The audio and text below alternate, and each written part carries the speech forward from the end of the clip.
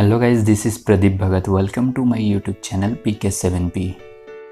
नमस्कार। आज के इस वीडियो में हम लोग बात करने वाले हैं एनसीईआरटी हिंदी क्लास 9 का चैप्टर 8 एक कुत्ता और एक मैना चैप्टर का हम लोग सारांश को समझेंगे। अगर आप लोग इस चैप्टर का क्वेश्चन आंसर का वीडियो देखना चाहते हैं तो उसका लिंक नीचे डिस्क्रिप्शन में दिया हुआ है, जाकर जरूर देख ले। और हाँ गाइस, आगे बढ़ने से पहले जरा इस वीडियो को लाइक कीजिए, चैनल को सब्सक्राइब कीजिए और नोटिफिकेशन बेल को ऑन कर लीजिए ताकि आगे आने वाली वीडियोस का भी लुत्फ उठाते रहें।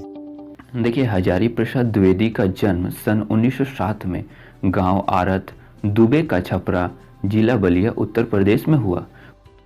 उन्होंने उच्च शिक्षा काशी हिंदू विश्वविद्यालय से प्राप्त की तथा शांति निकेतन काशी हिंदू विश्वविद्यालय एवं पंजाब विश्वविद्यालय में अध्यापन कार्य किया। सन 1989 में उनका देहांत हो गया। साहित्य का इतिहास, आलोचना, शोध, उपन्यास और निबंध लेखन के क्षेत्र में द्विवेदी जी का योगदान विशेष उल्लेखनीय है।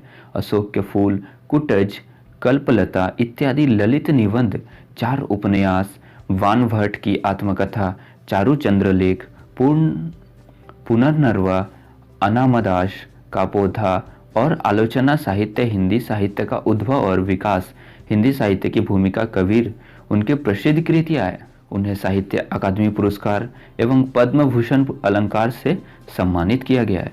द्विवेदी जी ने साहित्य की अनेक विधाओं में उच्च कोटि की रचनाएं की। उनके ललित निबंध विशेष उल्लेखनीय है। जटिल, गंभीर, दर्शन प्रधानों बातों को सरल, सुबोध एवं मनोरंजन ढंग से प्रस्तुत करना द्विवेदी जी के लेखन की विशेषता है। उनका रचना कर्म एवं सहृदय विद्वान का रचना कर्म है, जिसमें शास्त्र के ज्ञान, परंपरा के बोध और लोक जीवन के अनुभव का सृजनात्मक सामंजस्य है। एक कुत्ता और एक मैना निबंध में न केवल पशु पक्षियों के प्रति मानवीय प्रेम प्रदर्शित है, बल्कि पशु पक्षियों से मिलने वाले प्रेम, भक्ति, विनोद और करुणा जैसे मानवीय भावों का विस्तार भी है। इसमें रविंद्रनाथ की कविताओं और उनसे जुड़ी स्मृतियों के सहारे गुरुदेव की संवेदनशील आंतरिक विराटता और सहजता के चित्र तो उकेरे ही है। पशु पक्षियों के संवेदनशील जीवन का भी बहुत सूक्ष्म निरीक्षण है। यह निबंध सभी जीवों से प्रेम की प्रेरणा देता है। आज से कई वर्ष पहले गुरुदेव के मन में आया कि शांति निकेतन को छोड़कर कहीं अन्यत्र जाए। स्वास्थ्य बहुत अच्छा नहीं था, शायद इसलिए या पता नहीं क्यों, तो तय पाया कि वे श्री निकेतन के पुराने 3 मंजिले मकान में कुछ दिन रहे। शायद मौज में आकर ही उन्होंने यह निर्णय किया हो। वे सबसे ऊपर के तल्ले में रहने लगे। उन दिनों ऊपर तक पहुंचने के लिए लोहे की चक्करदार सीढ़ियां थी और वृद्ध और छिन्नपू रविंद्रनाथ के लिए उस पर चढ़ सकना असंभव था। फिर भी बड़ी कठिनाइयों से उन्हें वहां ले जाया जा सका। यानी रविंद्रनाथ टैगोर जब बहुत ही बूढ़े हो गए थे, जब बहुत ही उम्रदार हो गए थे, तब उनको श्री निकेतन शिफ्ट किया गया, क्योंकि शांति निकेतन में बहुत लोग उनसे मिलने के लिए आने लगे थे। उनसे उतना मिल पाना या उतने लोगों से एक बार में बात कर पाना संभव नहीं हो पाता था। इसलिए उनको कुछ आराम का ज़रूरत था, जो कि उन्हें नहीं मिल पाता था वहाँ पे। इसलिए उन्हें श्री निकेतन शिफ्ट कर दिया गया था। उन दिनों छुट्टियां थी, आश्रम के अधिकांश लोग बाहर चले गए थे। एक दिन हमने सपरिवार उनके दर्शन को ठानी। दर्शन को मैं यहाँ विशेष रूप से दर्शनीय बनाकर लिख रहा हूँ। उसका कारण यह है कि गुरुदेव के पास जब कभी मैं जाता तो प्राय वह यह कहकर मुस्कुरा देते थे कि दर्शनार्थी है क्या।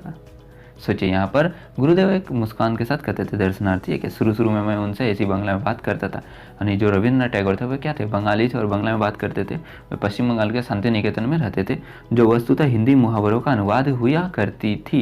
किसी बाहर के अतिथि को जब मैं उनके पास ले जाता तो वे कहा करता था, एक भद्र लोग आपनार दर्शनेर जन्य एसेछेन। ये एक बांग्ला वर्ड है, बांग्ला में लिखा गया है कि एकटा भद्र लोग आपनार दर्शनेर जन्य एसेछेन। हमको बंगाली आता नहीं, लेकिन मैं फिर भी बांग्ला में बोल रहा हूँ इतना अच्छा से। यह बात हिंदी में जितनी प्रचलित थी उतनी बांग्ला में नहीं। यानी हिंदी में एक भद्र लोग यानी एक अच्छे आदमी आपके दर्शन के लिए आए हैं। इसलिए गुरुदेव जरा मुस्कुरा देते थे। बाद में मुझे मालूम हुआ कि मेरी यह भाषा बहुत अधिक पुस्तकीय है और गुरुदेव ने उस दर्शन शब्द को पकड़ लिया था। इसलिए दर्शन जो था हिंदी में भी प्रचलित है जितना, और दर्शन शब्द को पकड़ लिया था। जब कभी मैं असमय पहुंच जाता था वे हंसकर पूछते थे, दर्शनार्थी लेकर आए हो क्या।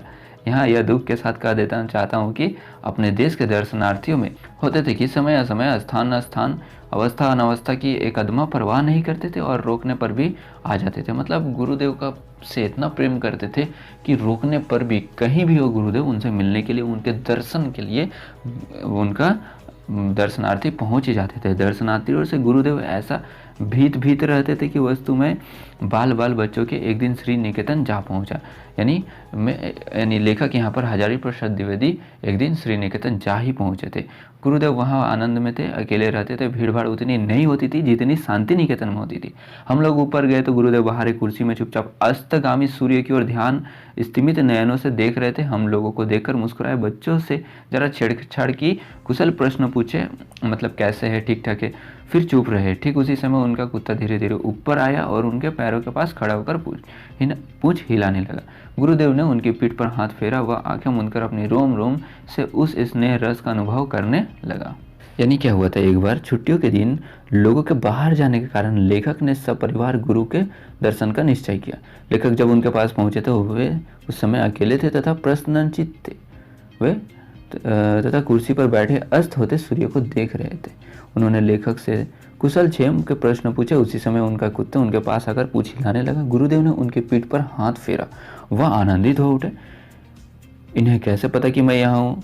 यह बिना किसी के बताए 2 मील चलकर यहाँ आ गया। इस कुत्ते को लज्जा कर गुरुदेव ने आरोग्य पत्रिका में कविता लिखी थी जिसमें उनकी स्वाभिमानी भक्ति का वर्णन है। कविता का भाव यह है कि प्रतिदिन यह भक्त कुत्ता आसन के पास स्तब्ध होकर तब तक बैठा रहता था जब तक अपने हाथों के स्पर्श से इसका संग स्वीकारता नहीं।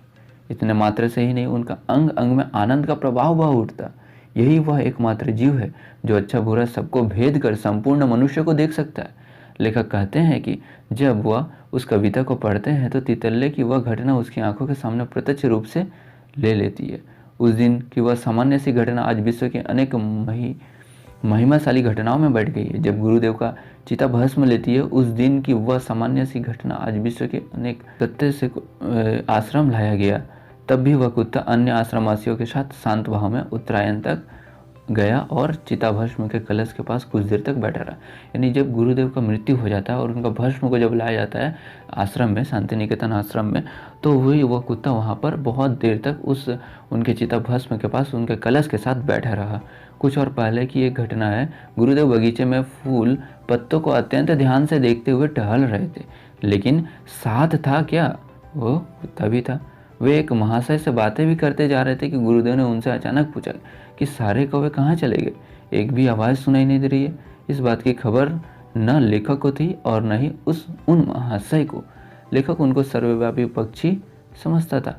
उस दिन ज्ञात हुआ कि ये पक्षी भी परिवास को चले जाते हैं। उसके एक सप्ताह बाद बहुत से कौवे दिखाई दिए। एक सुबह जब लेखक गुरुदेव के पास थे, उस समय वहाँ एक लंगड़ी मैना फुदक रही थी। गुरुदेव ने कहा, यह यूथ भ्रष्ट है जो यहीं आकर रोज फुदकती है। गुरुदेव को उसकी लंगड़ाहट में एक करुणा भाव दिखाई देता है। यदि इस करुणा भाव की बात अगर गुरुदेव न करते तो लेखक उस करुणा भाव को देख नहीं पाते। यानी गुरुदेव ने उस लंगड़ी मैना को करुणा भाव को पहचाना, समझा उसका तकलीफ को।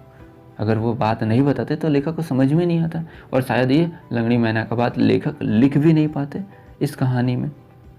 तब ये कहानी कुछ और ही होता। लेखक समझते थे कि मैना करुणा भाव दिखाने वाला पक्षी है ही नहीं, वह तो दूसरों पर अनुकंपा दिखाती है। इसका कारण था कि लेखक के कमरे में एक मैना दंपति ने घोंसला बना लिया था। लेखक ने उनकी गतिविधियां देख रही की थी। मैना इस तरह कभी करुणा हो सकती है? लेखक ने सोचा भी नहीं था। गुरुदेव की बात पर लेखक ने ध्यान से देखा तो उसके मुख पर करुणा भाव था। शायद वह विधुर मैना था जो स्वयंवर सभा के युद्ध में परास्त हो गया था। यह विधवा मैना थी जो पति को खोकर एकांत विहार कर रही थी। इसकी ऐसी करुण दशा को लक्ष्य कर गुरुदेव ने बाद में एक कविता लिखी थी। उस कविता में उन्होंने मैना की उस दशा पर चिंता व्यक्त की है जिसके कारण वह अपने दल से अलग रही है। वह प्रतिदिन संगहीन होकर कीड़ों का शिकार करती है तथा बरामदे में नाच कूद कर चहलकदमी करती है। वह लेखक से निडर हो गई है। वह सोचता है कि समाज के किस निर्वसन पर उसे यह दंड मिला है।